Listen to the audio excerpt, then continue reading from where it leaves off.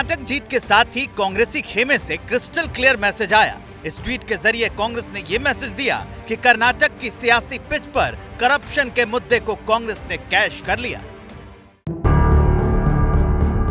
जय बजरंगबली, तोड़ दो भ्रष्टाचार की नली।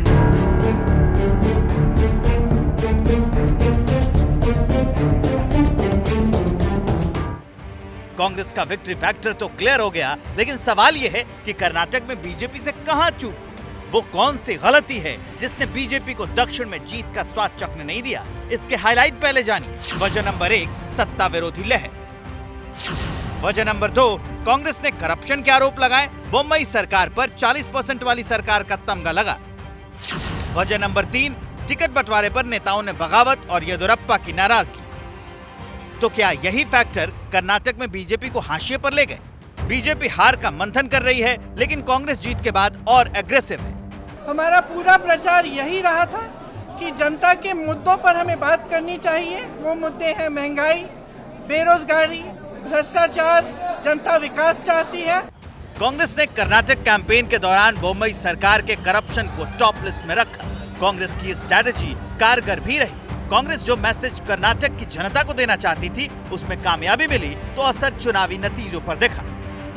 क्योंकि जिस तरह से जो मंत्री लोग हारे हैं, देख रहा हूँ कई मंत्री हार चुके हैं और कई मंत्री ट्रायल कर रहे हैं, तो लगता है कि वो कहीं न कहीं ये आरोप उनका चिपका है और जनता में जिनको कहना चाहिए था वो जनता के बीच में उन आरोपों का प्रतिकार नहीं किया।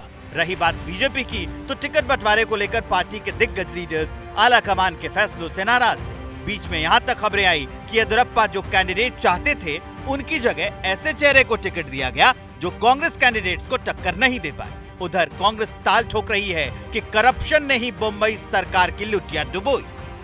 टिकट को लेकर के देखिए, निस्संदेह रूप से मेरा ये कहना हमेशा रहा है कि जनता परिवर्तन चाहती है, नए लोगों को सामने लाना चाहती है। तो इसको लेकर के जो कई वर्षों से मंत्री हैं, कई वर्षों से एमएलए बन के आ रहे हैं, तो मैं एक उदाहरण देना चाहूँगा कि हमारे जो स्पीकर साहब जो शायद हार रहे हैं, तो बड़े सज्जन व्यक्ति हैं, उनके ऊपर कोई भ्रष्टाचार का आरोप भी नहीं है, फिर भी वो पिछड़ रहे हैं। तो इसलिए लोग जो है नया बदलाव चाहते हैं। दोनों हिमाचल प्रदेश और कर्नाटका ने इस देश को साबित कर दिया है कि ध्यान भटकाने वाली राजनीति अब नहीं चलेगी।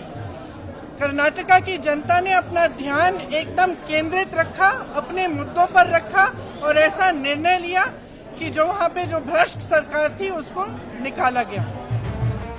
ग्राउंड जीरो पर रियलिटी पता चल चुकी थी। ऐसे में बीजेपी हाईकमान ने पहले ही तय कर रखा था कि इस बार कर्नाटक की सियासी पिच पर जितना नुकसान होता दिख रहा है, उसे कम से कम किया जाए। इसलिए प्रधानमंत्री नरेंद्र मोदी जब स्लॉग ओवर में कर्नाटक की सियासी पिच पर उतरे, तो जीत के लिए पूरी ताकत झोंकी।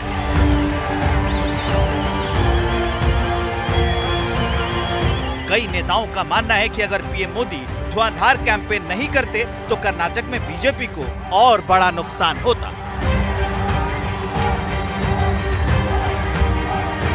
We will look into that and improve upon it, and we will take this result in our stride, and we will go ahead and reorganize the party and come back during Lok Sabha election. Congress ने कर्नाटक फतेह के लिए corruption को सबसे hot topic बनाया।